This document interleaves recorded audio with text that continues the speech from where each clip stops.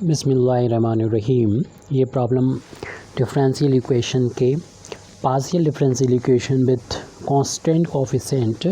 Chapter से है। हालांकि यहाँ पर दिख रहा है कि ये कोफिशिएंट कांस्टेंट नहीं है, जैसे कि यहाँ दिख रहा है टी का कोफिशिएंट वेरिएबल वाई है, लेकिन इसको होमोजीनियस बना दिया जाएगा तब ये ऐसा नहीं रहेगा। तो इसके लिए हम जो गिवन इक्वेशन है उसको पहले लिखते हैं इसके सॉल्यूशन में, और इसके टी की वैल्यू भी पुट कर देंगे साथ में। The given equation can B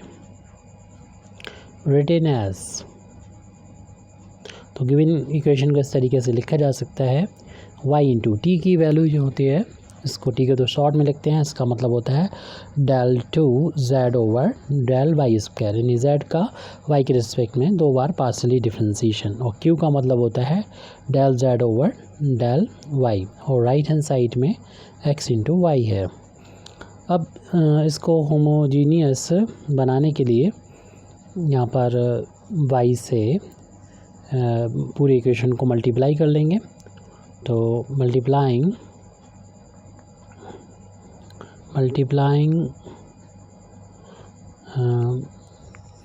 this equation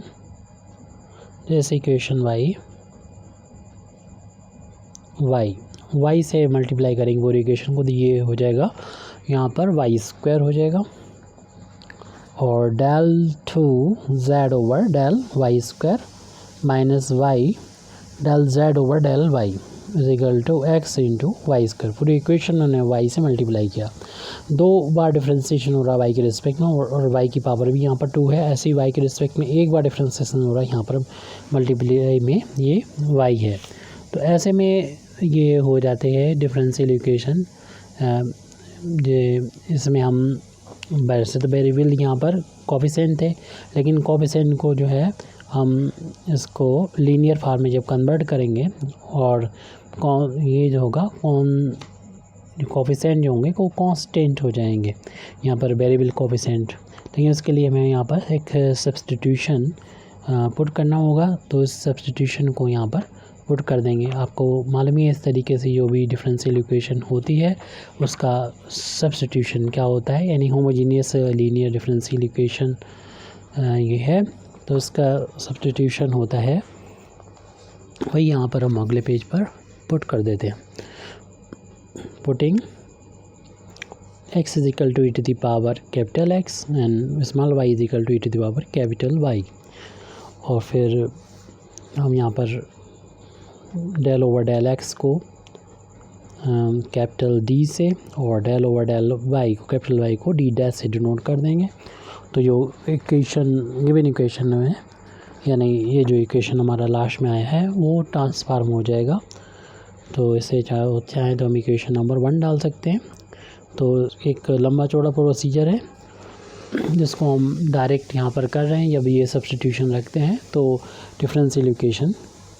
change हो जाएगा। द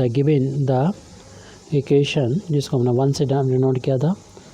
ट्रांसफार्म हो जाएगा, ट्रांसफॉर्म टू,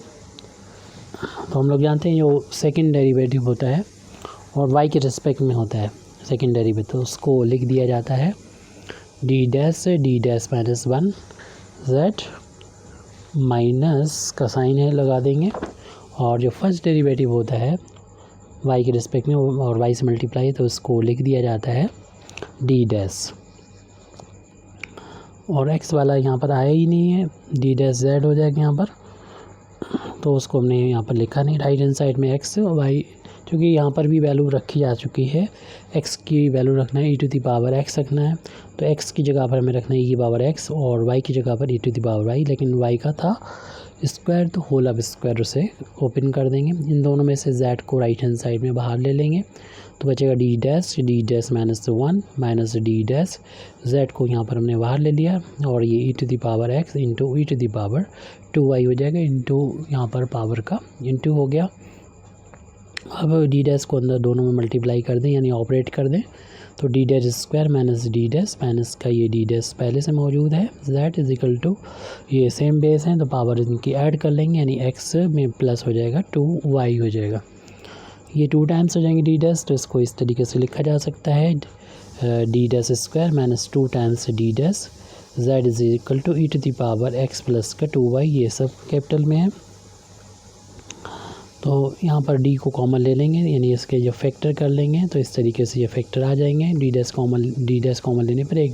d की पावर बचेगी और डी डैश कॉमन हो गया तो माइनस का 2 बचा, E to the power x plus 2y। ये इस तरीके से हम लोगों ने इसके फैक्टर कर लिए। तो यहाँ पर हम लिख सकते हैं जो डिफरेंशियल इक्वेशन हमारा है इसका कम्प्लीमेंट्री फंक्शन। तो कम्प्लीमेंट्री फंक्शन जिसमें सिर्फ अगर डी डैश आता है तो उनका लिखने का तरीका, जो इनके फैक्टर जो है वो डी डैश में ही हो, तो उनका लिखने का तरीका ये होता है फाई 1 और डी डैश की जगह पर सिर्फ आप x रख देंगे, जो वेरिएबल हमारा कैपिटल x वाई चल रहा हो, और प्लस यहाँ पर देखिए जो भी माइनस में चल रहा हो कांस्टेंट, उसे आपको लिखना है, उसको हमें लिखना होगा ई टू द पावर में जो डी डैश है, इसलिए वाई का जो कोफिशिएंट है उसके साथ में मल्टीप्लाई में, यानी ये 2 जो होगा वो मल्टीप्लाई में आ जाएगा इस कैपिटल वाई के साथ में। और यहाँ पर भी इंटू फंक्शन जो डी डैश माइनस 2 के करस्पॉन्डिंग जो यहाँ पर वैल्यू आएगी इसकी, वो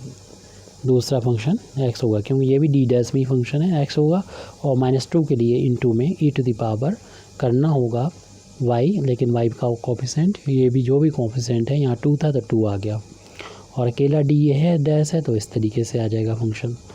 और अगर यहाँ पर y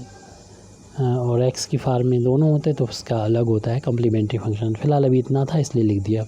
क्योंकि कैपिटल x और कैपिटल y हमारी अपनी तरफ से माने हुए हैं, तो इनकी वैल्यू को वापस करेंगे। तो फाई 1 इंटू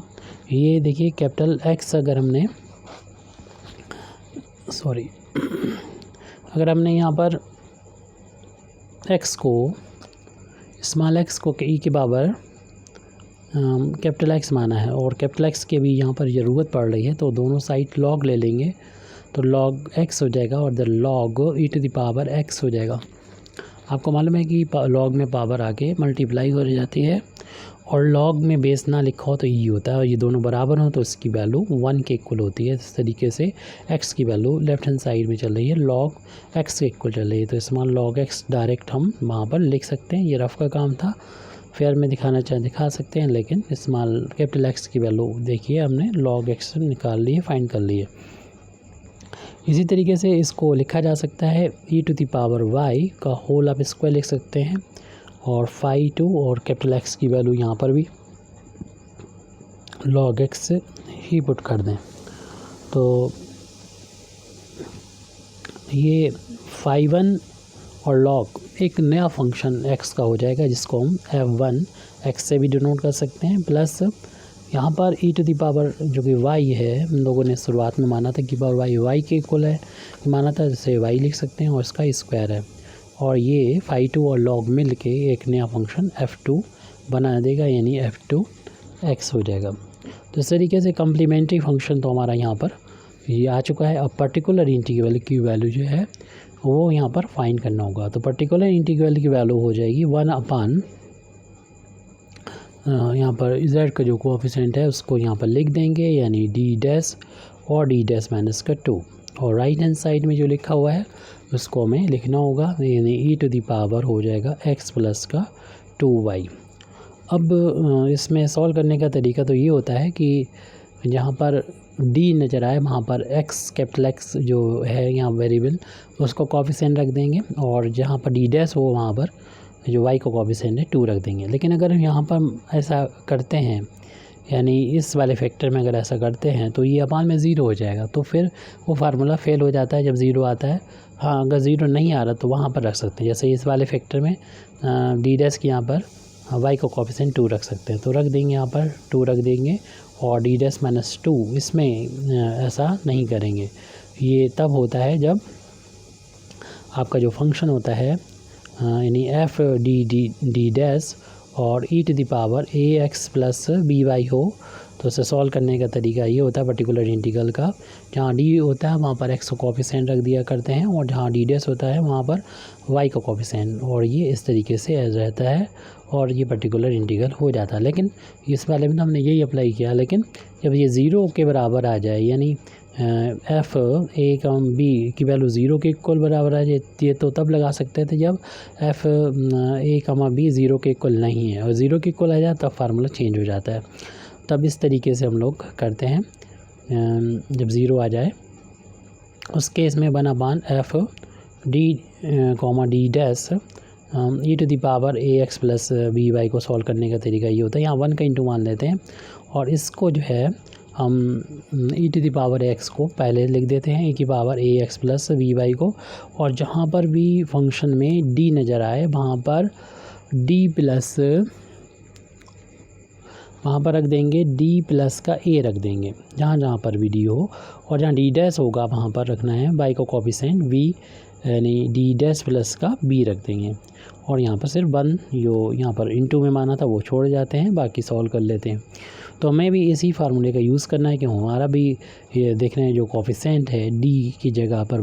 एक्स को कोफिशिएंट 1 रखा जाए और डी डैश की जगह पर 2 रखा जाए, तो 0 बन रहा है। ऐसे में ये वाला फार्मूला चूँकि ये कंडीशन सेटिस्फाई हो रही तो ये वाला फार्मूला भी लगेगा। मीन्स ये होगा कि हम इसमें 1 का इंटू मानते हुए इसको तो यहाँ लिख देंगे x प्लस का 2y को, और 1/, जहाँ पर भी मिलेगा d वहाँ पर जो x का कोफिशिएंट है उसमें d को ऐड करते हुए लिखेंगे, और जहाँ पर d डैश है वहाँ पर y का कोफिशिएंट 2 उसमें ऐड करके देंगे, क्योंकि d है नहीं, d डैश ही है तो d डैश में यहाँ पर 2 को ऐड करते हुए लिखेंगे। बाकी जो चल रहा है यानी -2 वो तो लिख ही देंगे, वो ब्रैकेट क्लोज़ कर देंगे और यहाँ सिर्फ 1 बचेगा। तो ये वैल्यू आ गई 1/2 E to the power x plus 2y, और देखिए ये ब्रैकेट के अंदर 2 से 2 plus minus cancel, 1/, D dash आ गया। डी डैश मतलब मालूम ही आपको y के रिस्पेक्ट में डिफ्रेंशिएशन करता है, लेकिन 1/, डी डैश का मतलब होता है इंटीग्रेशन करना y के रिस्पेक्ट में इस 1 का। तो ये पर्टिकुलर इंटीग्रल की वैल्यू जो चल रही है, पर्टिकुलर इंटीग्रल की वैल्यू वो हमारा शुरुआत में 1/2 था और E to the power x plus का 2y था, और यहाँ पर 1 जो आया था उसको y के रिस्पेक्ट में इंटीग्रेशन करना हुआ, यानी कैपिटल Y के रिस्पेक्ट में। तो 1/2 ई टू द पावर, इसको भी हम अलग अलग पार्ट में लिख सकते हैं, यानी ई की पावर x लिख सकते हैं into E to the power 2y, और यहाँ पर देखिए 1 का इंटीग्रेशन y के रिस्पेक्ट में y हो जाएगा। तो अपने यहाँ पर इसको y को लिख दिया है। अब हमको यहाँ पर वैल्यू पुट करना होगी जो भी है, यानी इसे लिखा जा सकता है 1/2 E to the power x की वैल्यू तो मैं शुरुआत में मानी थी x के बराबर रख देंगे, इसे थोड़ा सा चेंज करना होगा, ई की पावर y का होल अब स्क्वायर कर सकते हैं, और हमने y की वैल्यू चूँकि रखी थी ये शुरुआत में देख लीजिएगा, जिसमें y रखा था ई टू द पावर y रखा था, और अगर दोनों तरफ लॉग लेंगे तो log E to the power capital Y equal to log y हो जाएगा। जैसे कि अभी x के लिए दिखाया तो इसी तरीके से है, कैपिटल Y पावर में इंटू में बाहर ले लेंगे, लॉग ई बेस नहीं लिखा तो ई होता है, और ये लॉग y, ये दोनों इक्वल हैं तो वैल्यू 1 के बराबर होती है, तो कैपिटल Y इंटू 1 बराबर आ जाएगा लॉग y के इक्वल आ जाएगा, और इस तरीके कैपिटल Y जो होगा वो लॉग y हो जाएगी, जो तो हमें यहाँ पर वैल्यू रखने के लिए हो गया है। ये भी अगली स्टेप में रख देंगे। अब हमें मालूम है ई की पावर x माना था स्मॉल x, और ई की पावर y माना था स्मॉल y, इसका स्क्वायर है, और y जो है स्मॉल लॉग y के इक्वल है। इसे इस तरीके से भी लिख सकते हैं जैसा कि लिखा हुआ है 1/2 x y square log y, और ये पर्टिकुलर इंटीग्रल की वैल्यू आ गई है, इसलिए हम लोग उसका लिख सकते हैं हैंस दी जनरल सॉल्यूशन लिख सकते हैं। General solution of the given differential equation is, जो पार्शियल डिफरेंशियल इक्वेशन दे रखी थी, z equal to complementary function और प्लस का पर्टिकुलर इंटीग्रल। तो यहाँ पर कॉम्प्लीमेंट्री फंक्शन भी पीछे हमने फाइंड किया था, f1x प्लस y स्क्वायर और f2x प्लस पर्टिकुलर इंटीग्रल अभी ऊपर फाइंड किया था 1/2 x y square log y। इस तरीके से हमारी ये प्रॉब्लम सॉल्व होती है। Thank you very much Indeed for listening me. व आखिर दावाना अल्हम्दुलिल्लाहि रब्बिल आलमीन।